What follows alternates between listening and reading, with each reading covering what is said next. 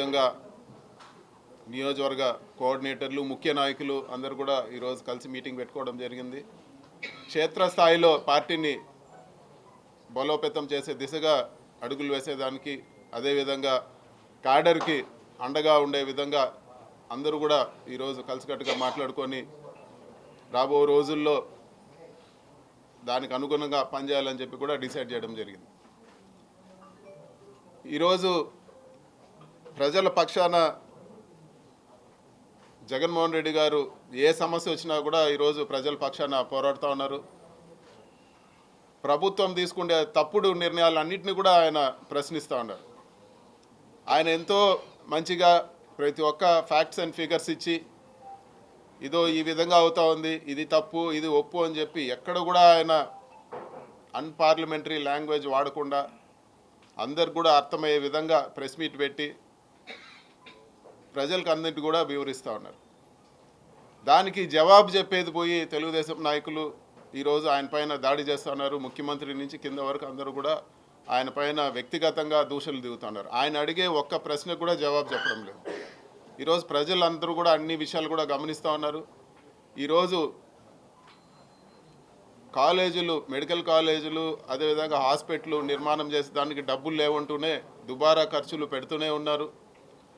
ముఖ్యమంత్రే కాదు, పవన్ కళ్యాణ్ గారు, అదేవిధంగా లోకేష్కి అందరు కూడా ఎక్కడ పోవాలన్నా హైదరాబాదు, శుక్రవారం హైదరాబాద్ పోవాలన్నా లేకపోతే తిరిగి రావాలన్నా కూడా ఈరోజు ప్రత్యేక విమానాలు, హెలికాప్టర్లో తిరిగే పరిస్థితి, దుబారా ఖర్చులు పెడుతున్నారు. కానీ ఈరోజు నిజంగా ప్రజలకు ఉపయోగపడే వాటిపైన ఖర్చు చేసేదానికి ముందుకు రావడం లేదు. నిధులు లేవని చెప్తా ఉన్నారు. 3 లక్షల కోట్ల అప్పు చేశారు. 5 సంవత్సరాల్లో కరోనా వచ్చినా కూడా జగన్మోహన్ రెడ్డి గారు 3,20,000 కోట్ల అప్పు చేస్తే, ప్రజలు ఖర్చు పెట్టేదానికి అప్పు చేస్తే 18 నెలల్లోనే ఈరోజు 3 లక్షల కోట్ల పైన అప్పు చేసి ఈరోజు ఎక్కడ కూడా పర్మనెంట్ నిర్మాణాలు ఈరోజు మెడికల్ కాలేజీలు ఆపేశారు. అదేవిధంగా రోడ్లు కూడా ఈరోజు అధ్వానంగా ఉండే పరిస్థితి ఉంది. ఇతరత్ర ప్రాజెక్టులన్నీ కూడా ఈరోజు నిలిపేసిన పరిస్థితి చూస్తూ ఉన్నాం. అదేవిధంగా ఈరోజు రాయలసీమ కానీ నెల్లూరు జిల్లా కానీ నీళ్ళు వచ్చే రాయలసీమ లిఫ్ట్ కూడా ఈరోజు స్వప్రయోజనాల కోసం పక్కన పడేయడం జరిగింది. ఇవన్నీ కూడా ఇన్ని దారుణాలు జరుగుతున్నా కూడా తెలుగుదేశం నాయకులు ఎక్కడ కూడా ఈరోజు వాళ్ళు ఎక్కడ ప్రజల గురించి ఆలోచించే పరిస్థితి లేదు. పైపెచ్చు జగన్మోహన్ రెడ్డి గారు ప్రజల గురించి మాట్లాడితే ఆయన్ని తిట్టే పరిస్థితి చూస్తున్నాం. ఇవన్నీ కూడా ప్రజలు గమనించి త్వరలోనే బుద్ధి చెప్తారని చెప్పి కూడా మేము తెలియజేస్తున్నాం. అదేవిధంగా వైఎస్ఆర్ కాంగ్రెస్ పార్టీ కాడర్కి ఎక్కడ అన్యాయం జరిగినా కూడా మేమందరూ కూడా ఖచ్చితంగా కలిసికట్టుగా పోరాటం చేసి వాళ్ళకి అండగా నిలుస్తామని చెప్పి కూడా నేను తెలియజేస్తున్నాను. Thank you.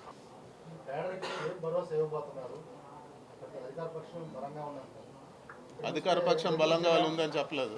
నెల్లూరు జిల్లా ఈదులలో మీ కార్యక్రమాలు కనిపిస్తున్నాయి. రాష్ట్ర వ్యాప్తంగా అంత బలోపేతంగా కనిపెట్టింది. కానీ మీ క్యాడర్కి ఏం భరోసా ఇవ్వబోతున్నారు? రాష్ట్ర వ్యాప్తంగా ఈరోజు వైఎస్ఆర్సీపీ క్యాడర్ బలంగా ఉన్నారు. సీట్లు పక్కన పెడితే 40% ఓటుతో ఈరోజు బలమైన ప్రతిపక్షంగా ఉన్నాం. 1 కోటి సంతకాలు ఈరోజు ఎక్కడ దేశంలో జరిగిన విధంగా 1 కోటి సంతకాలు మెడికల్ కాలేజ్ ప్రైవేటైజ్ చేయకూడదు అని చెప్పి ఇచ్చిన పిలుపుకి 1 కోటి సంతకాలు మేము కలెక్ట్ చేయడమే దానికి నిదర్శనము. ఈరోజు దేశవ్యాప్తంగా దానికి ఒక గుర్తింపు వచ్చింది.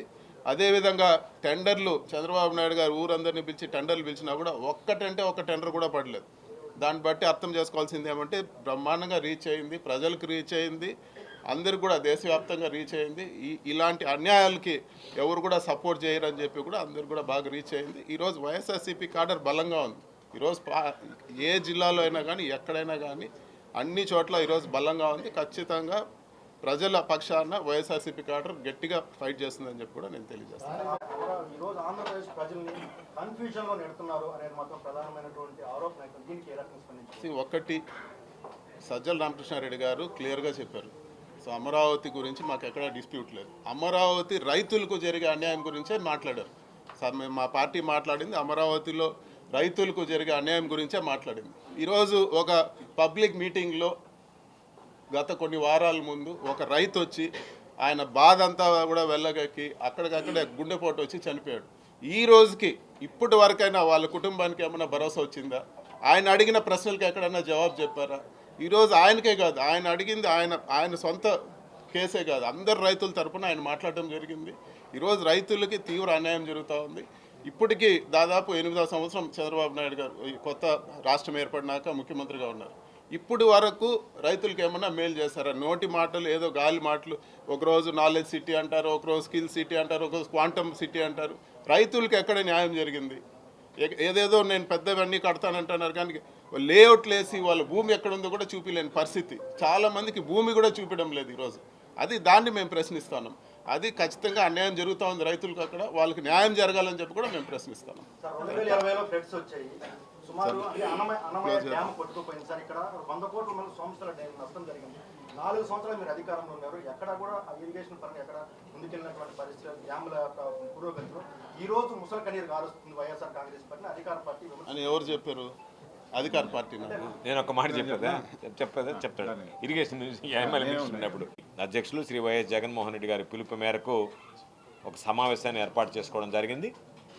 అందులో భాగంగా నెల్లూరు జిల్లాకు సంబంధించి రీజనల్ కోఆర్డినేటర్గా వ్యవహరిస్తున్నటువంటి పార్లమెంట్ సభ్యులు పెద్దిరెడ్డి మిథున్ రెడ్డి గారు, అదేవిధంగా రాజ్యసభ సభ్యులుగా ఉన్నటువంటి మేడా రఘునాథ్ రెడ్డి గారు, తిరుపతి పార్లమెంటు పరిశీలకులు, తిరుపతి పార్లమెంట్ సభ్యులు గురుమూర్తి గారు, నెల్లూరు పార్లమెంటు పరిశీలకులుగా ఉన్నటువంటి జంకే వెంకటరెడ్డి గారు, ఇక్కడ ఈ జిల్లాకు సంబంధించినటువంటి ప్రధానమైనటువంటి నాయకులు, నియోజకవర్గాల ఇన్ఛార్జీలు అందరితో కలిసి ఒక జిల్లా వ్యాప్తిగా వైఎస్ఆర్ కాంగ్రెస్ పార్టీ సమావేశాన్ని ఏర్పాటు చేసి అందులో భాగంగా పార్టీని ఏ విధంగా సంస్థాగతంగా నిర్మించుకోవాలనేటువంటి దాని మీద ఈరోజు మాట్లాడడం జరిగింది. చరిత్ర సృష్టించినోడు ఇప్పుడు ఆ చరిత్రని తిరగరాయబోతున్నాడు. అబద్ధాల గోడల్ని బద్దలు కొట్టి నిజాలను రాగా మీ ముందుంచబోతున్నాడు. నిజమైన వార్తల కోసం వెంటనే డౌన్లోడ్ చేసుకోండి రా యాప్ని.